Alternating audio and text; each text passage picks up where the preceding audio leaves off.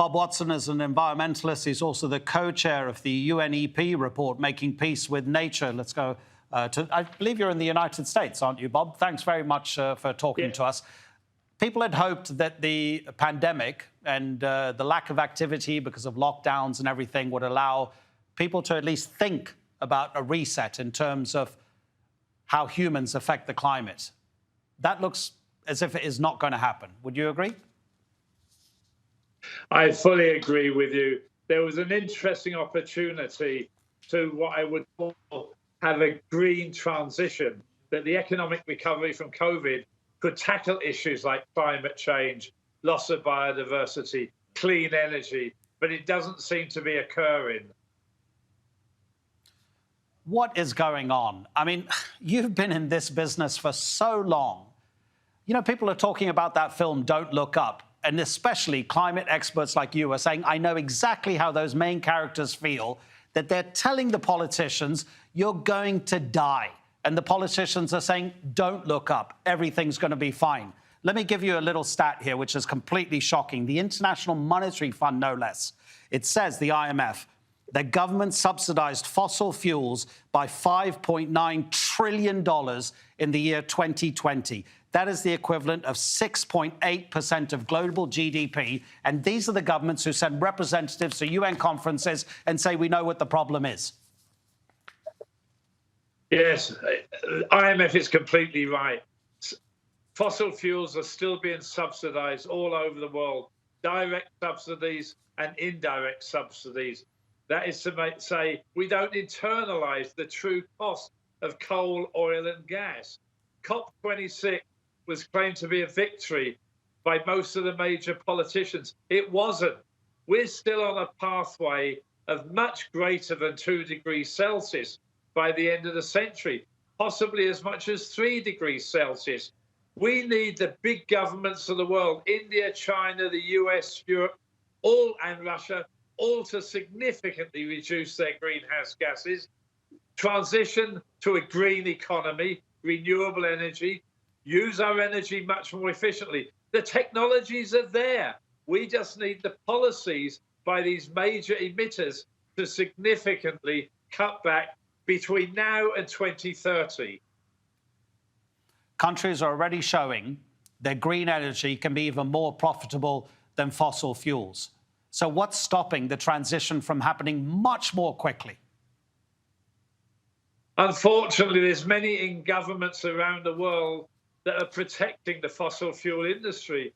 You're absolutely correct. Solar energy and wind energy is often cheaper in most parts of the world today. So if you build a new energy plant, in most parts of the world, it would be better and cheaper to use wind and energy.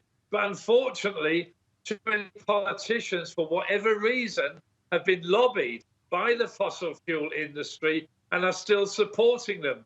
Indeed, since COP26, both China and India have actually asked their coal miners to increase the production of coal because there's actually a shortage of energy. President Biden actually asked the oil and gas companies to increase the production of oil and gas since COP26 because energy prices are an all-time high in America. This is going in the wrong direction. We need to use our energy more efficiently. We need green energy. We're not making the decisions that should be taken. We need hard decisions by the politicians if we're going to avert a major catastrophe due to climate change. And we have news that the British government is inviting oil companies to have consultations with how fossil fuels should proceed to be exploited. That sounds a bit bizarre in itself. So scientists say that the animal world is facing the biggest mass extinction event since the dinosaurs and that huge asteroid. How quickly, I mean, we see the everyday effects of people's neighborhoods being flooded. I mean, those are small tragedies in themselves. They can be huge tragedies. But when are we going to begin to see the really serious impact of coastal cities literally disappearing, of millions and millions of people being displaced by the climate crisis? Because, of course, it's going to be gradual. And we see the news reports every day of a flood here or wildfire there, a hurricane here or whatever natural event in a different place. No, we do not have time on our side. We need to halve 50% reduction of greenhouse gases by 2030 relative to today if we're on a to keep the pathway to 1.5 to 2 degrees Celsius an option. Unfortunately, as you say, we're going to continue to see more extreme weather events, floods, drought, wildfires. We're going to see a major impact on biodiversity around the world. There's no question climate change is a significant threat to nature. 1 million out of 8 million species over the coming decades to century are threatened with extinctions. Coral reefs will basically go extinct if we hit 2 degrees Celsius. So there's no question. And as you said, we will see tens of millions of people displaced by sea level rise and by riverine flooding. And that's going to happen in the next few decades, certainly this century. Bob, thank you so much. You know what I tell my daughters who are teenagers? Wherever you end up living in the world, make sure you don't live on a coastline. I mean, we have to take this thing that seriously. Bob Watson in Washington, D.C. Thanks so much, Bob.